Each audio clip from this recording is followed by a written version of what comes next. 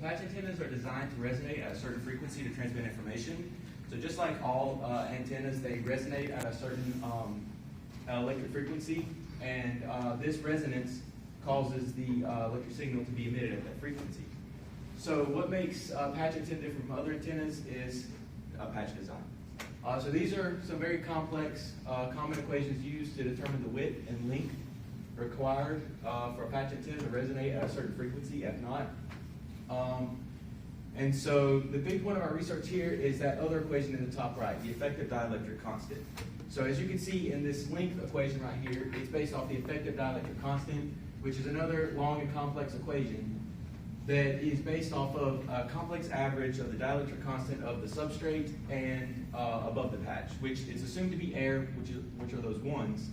But our goal is to change the dielectric constant around the patch antenna by putting a glucose concentration above it. So theoretically changing this, if we keep the length and width of the patch the same, and change the dielectric constant, it will change the resonant frequency. So this we should be able to use this to detect glucose concentrations placed above the patch. So some methods. So we use Sonnet EM simulation software.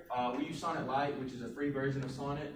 It allows the design and testing of a microstrip structure. The material we used was FR4 PCB, which is fire resistant with a dielectric constant of about 4.4. Aluminum tape to construct the patch, and a precision knife to cut it out. So these are very cheap and commonly available materials, and we used a super simple process to create the patch.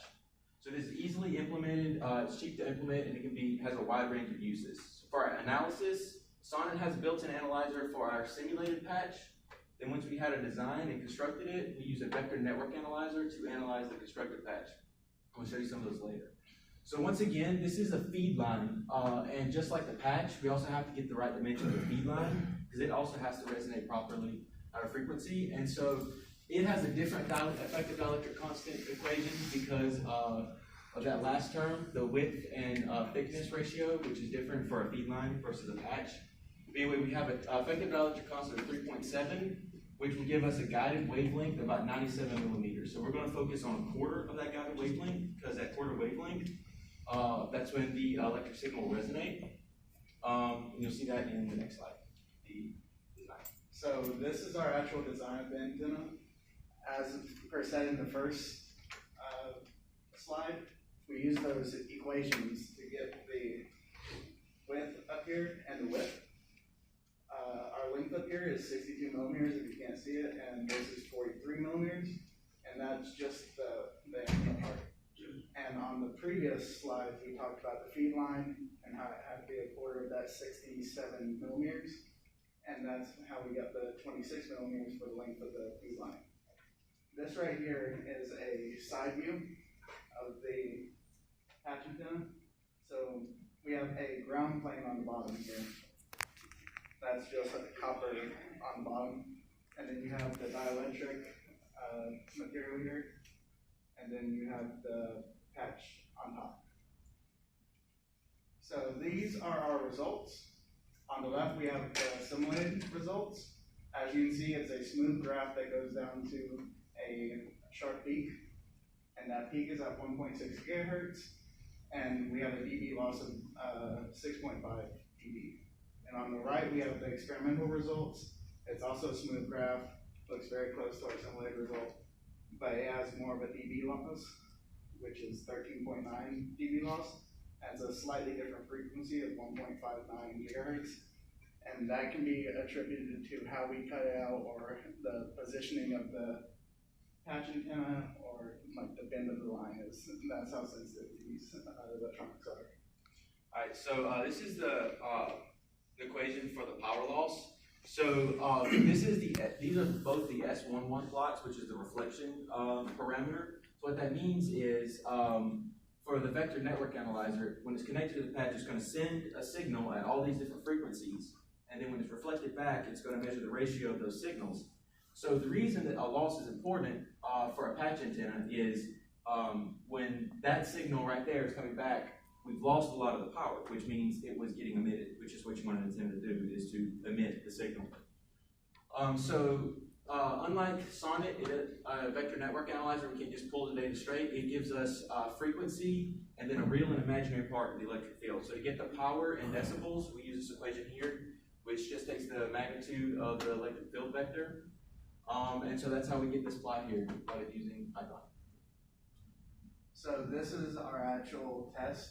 We put different glucose concentrations in water, and we use the VNA to test the frequency change and the dB signal change. So we tested between 0 grams and 2 grams of glucose dissolved in 10 milliliters of water in a container over the center of the patch. And we found that this right here, this back graph, if you can see it, it stops here. That is just the water. And as you add more glucose, it goes down. Yes. So it doesn't just go down, it also goes towards the 1.6 gigahertz frequency. Yeah, so as mentioned in the last slide, we found that there was an increase in the resonant frequency with an increase in the glucose concentration. So this increase was not linear. As you can follow, these red data points are from our tests from the 0 to 0.2 grams per milliliter of glucose. And so we found almost an asymptotic relation as the glucose concentration increased.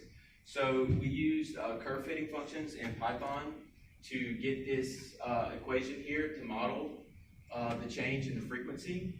So we have an asymptote at about 1.587 gigahertz, which basically means theoretically if we continue adding more and more and more glucose, we wouldn't get much of a change past 1.587 gigahertz. It would continue to resonate at that frequency. And so we stopped at about a concentration of 0.2 because the resonant frequency at about 0.2 is 99.9% of the maximum theoretical resonant frequency based on our data here. So I believe the maximum saturation of glucose in water at room temperature, which is what we're working, is 0.9 grams per milliliter. So we got up to about 0.2 before we had a saturation of the change in the resonant frequency. So this is our current density plot of the patch antenna. As you can see here, there's a legend of amps per milliliter. Red is high, blue is low. As you can see in the center here, it's a very high concentration of current. So that's where we actually put the container for the glucose. And they keep it there because even the slightest movement of that container will change the resonant frequency, which we don't want to do. We want it to be constant, or as constant as we can get it. So we put silver paste to keep it in place. That's the basically glue it to the patch. All right, so in conclusion and some future plans. So in conclusion, we found that there's an asymptotic relation between the glucose concentration and the resonant frequency. And it's effective at about 1.6 gigahertz range. So our future plans, so one, we may look into the far field effects of adding glucose. So this right here is a simulated plot of the far field radiation for the patch antenna, which is just basically a plot of how the signal is being emitted from the patch antenna. In future plans, we may try to experiment to see if adding glucose has any effect on the far field radiation, but to do that, we will need the ability to test the far field radiation experimentally, which we do not have right now.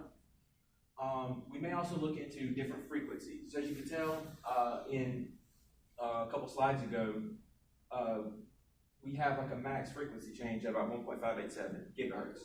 So that's only at a concentration of 0.2 grams per milliliter, but concentrations can go up to 0.9 grams per milliliter to saturate glucose at room temperature at least. So we may look into testing this at different frequencies to see if they're either more sensitive or can go to higher ranges before there is no change. We may also look into EMD materials, which may give us a way to control or shape the plastic container in the ways that we would like to give us a little bit more control over that. We also look into salinity tests. So since salt forms ions in water, we should be able to also detect a change in the effective dielectric constant, and so a change in the resonant frequency, which will allow us to detect salinity levels in water placed above the patch antenna.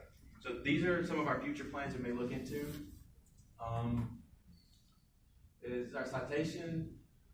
Special thanks to Dr. Shantanu Chakraborty for helping us with this research. He really mentored us here, and the College of Science and Mathematics for funding our trip here. All right, let's give a round.